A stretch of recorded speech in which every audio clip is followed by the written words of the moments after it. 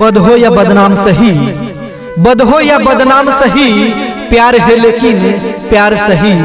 दो पल का हो ये जीवन, दो पल का हो ये जीवन, प्यार तो है आखिर प्यार से।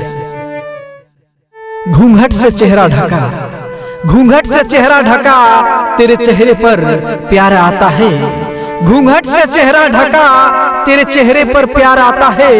तेरा खिड़की से देखना, तेरा खिड़की से देखना मुझे बेकरार कर जाता है।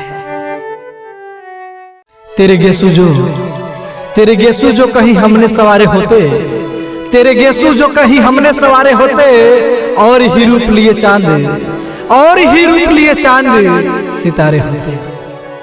किसी के प्यार में, किसी के प्यार में दिल के चिराग जलते हैं, किसी के प्यार में दिल के चिराग जलते हैं। किसी के प्यार में, हाँ किसी के प्यार में आंखों में ख्वाब पलते हैं।